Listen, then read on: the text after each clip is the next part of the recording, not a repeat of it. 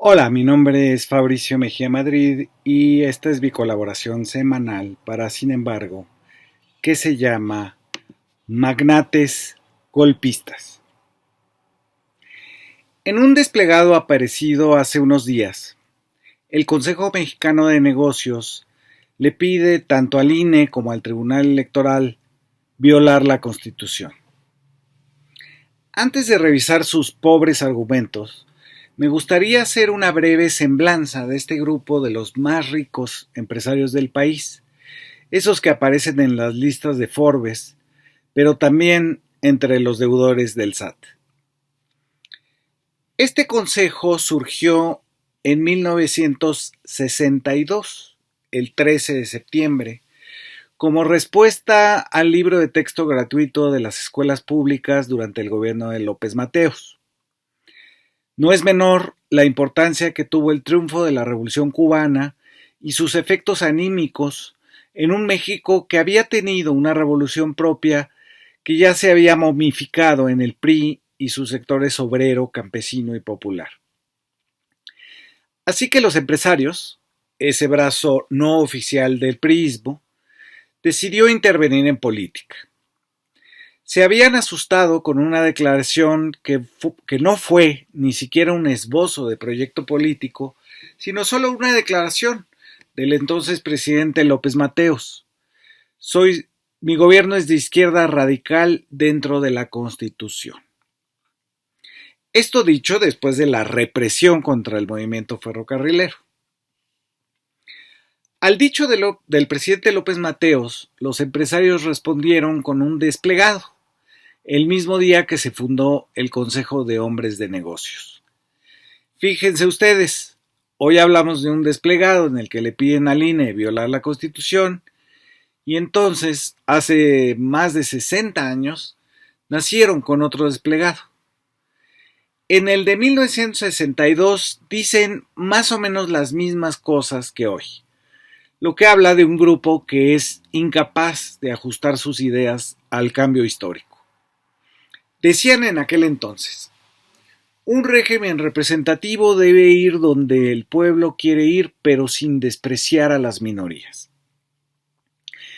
Luego se refieren a una reunión entre los expresidentes Lázaro Cárdenas, López Mateos y Ruiz Cortines en Michoacán, a la que no invitaron a Miguel Alemán, el expresidente que los había hecho millonarios a todos ellos. Tachan a esa reunión de los expresidentes como comunista y agregan, se quiere justificar esta alianza asegurando que el fascismo pretende apoderarse del poder. El peligro fascista siempre nace de la amenaza comunista. Es decir, estos empresarios millonarios no niegan su filiación derechista o ultraderechista, pero la justifican como reacción a la amenaza comunista que según ellos encerraba una reunión de expresidentes que excluyó a su benefactor Miguel Alemán. Al final, como si estuvieran ahora hablando de Venezuela, dicen en ese 1962. De todos los mexicanos dependerá que se despierte, que el crimen no se consume, que enfrentemos la amenaza a este régimen que tanta sangre costó para que México no sea la Cuba número 2.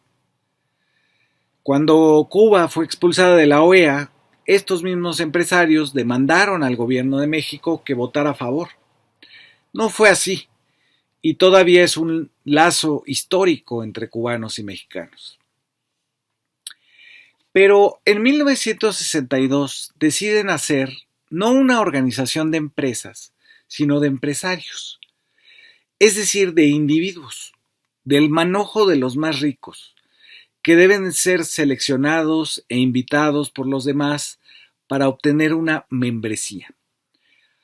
Al inicio lo integran, entre otros, César Balsa, Aníbal de Iturbide, que ya era un entusiasta del neoliberalismo, Jorge Larrea, Rómulo Farril, Bruno Pagliai, Carlos Prieto, Bernardo Quintana, Antonio Ruiz Galindo, Camilo Garzazada, Juan Sánchez Navarro y Carlos Trullet.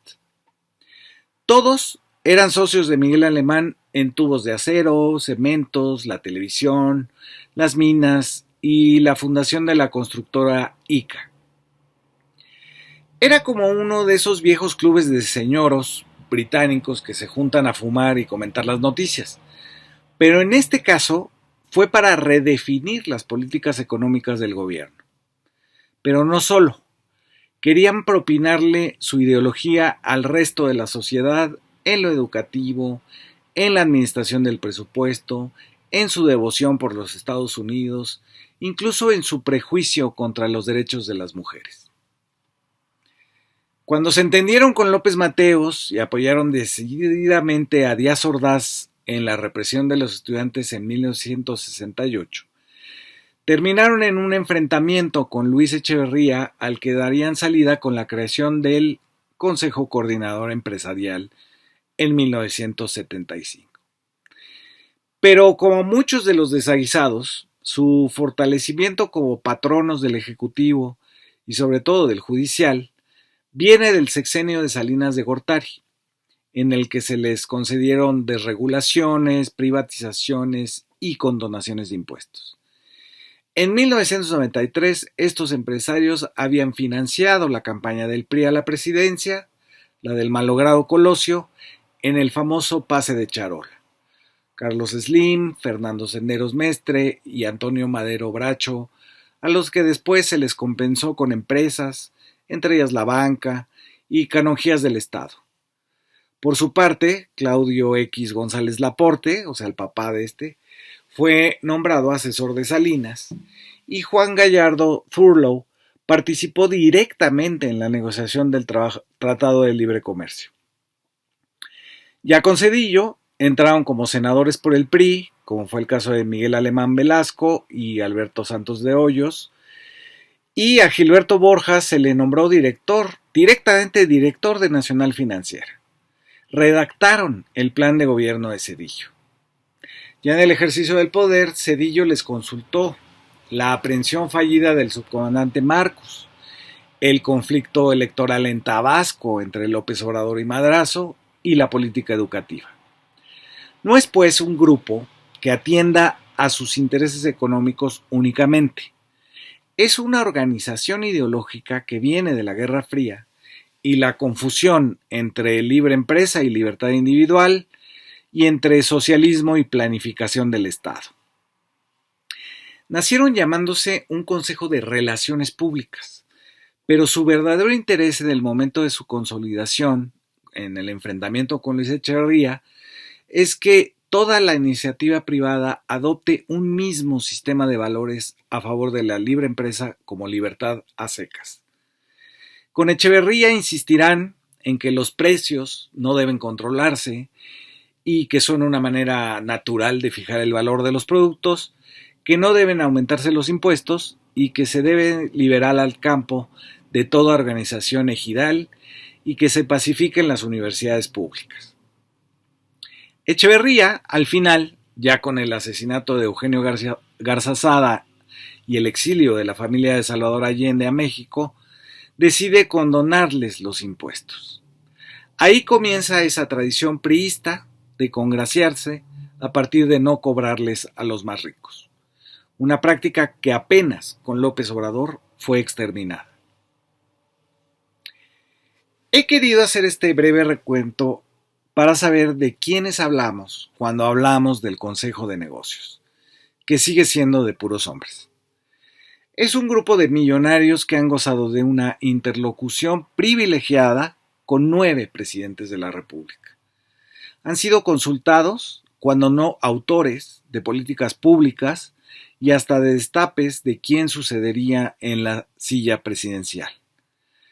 Y ahora se lanzan en contra de la votación contundente que le dio la mayoría calificada de 2/3 partes en el Congreso a la izquierda. Lo hacen, como es su costumbre, con un desplegado en el que le dan consejos de cómo decidir a quienes hace unos meses eran intocables e incontrovertibles, el INE y el Tribunal Electoral. Lo dicen de la peor manera. Hacemos un llamado a las autoridades electorales a una interpretación sensata, justa, equilibrada y apegada a la Constitución y a la voluntad del pueblo de México para la asignación de espacios en la Cámara de Diputados. Lo siento mucho, pero no hay mucha interpretación al artículo 54 de la Constitución, que a la letra dice que son los partidos políticos, no las coaliciones o las fuerzas políticas, las que no pueden tener más del 8% de sobrerepresentación. De hecho, el INE no está ni siquiera facultado para interpretar la Constitución y todo lo que tiene que hacer es repartir las curules con base en ese artículo. Así que llamar al INE a una interpretación sensata, justa, equilibrada y apegada a la Constitución es no respetar lo que dice la Constitución misma. No hay sensatez, justicia, equilibrio que valga si uno se apega a lo que dice el artículo 54. Más aún, ¿por qué una autoridad electoral debería de poder interpretar la ley y no, como es su obligación, simplemente aplicarla? No viene al caso lo que dicen los del Consejo de Negocios. Nuestra Constitución no es como las enmiendas de los gringos, que requieren ponderaciones y hasta descifrarlas o deducirlas. Lo que esa práctica de la interpretación le ha dejado a México es que se han invalidado leyes aprobadas por la mayoría en la Cámara de Diputados porque no se siguió el procedimiento legislativo que la Suprema Corte cree que es el adecuado. Y hasta se inventaron un criterio de una supuesta democracia deliberativa que no existe en la Constitución. Así, en la interpretación lo que vemos es que sirve para invalidar hechos de la mayoría, pretextando cualquier cosa. Y eso se lo piden los millonarios ahora al INE y al tribunal. Pero sigue diciendo el Consejo de Negocios: para afrontar los retos del desarrollo, México requiere un Congreso que represente la pluralidad y riqueza del país. Una representación desproporcionada podría distorsionar el debate público y perjudicar la toma de decisiones democráticas en la que las minorías sean representadas y escuchadas. La certeza jurídica, la prevalencia de la ley y el respeto a las libertades fundamentales son condiciones indispensables para alcanzar un futuro mejor para todos los mexicanos. Aquí hay que avisarles que las minorías están representadas, o mejor, sobrerepresentadas, porque partidos como el PRI, que ganó solo en 9 distritos, le tocan 33 curules. El PAN ganó en 32 y le tocan 68 curules. MC ganó en 1 y le tocan 24. Así que precisamente es en la oposición la minoría la que está sobrerepresentada, precisamente para salvaguardar lo que tanto le preocupa al Consejo de Negocios, la pluralidad y las minorías. Pero siguen diciendo los millonetas: la conformación de los órganos legislativos debe representar la voluntad de los mexicanos que votaron por una diversidad de opciones electorales. Así es, votamos por distintas opciones, pero el mandato mayoritario, el consenso social en todas las regiones del país, en todas las clases sociales, en todos los niveles de escolaridad, en todos los géneros, es que exista una mayoría calificada en el Congreso que vote las reformas constitucionales propuestas tanto por López Obrador como por Claudia Sheinbaum. Ese es el mandato de las urnas.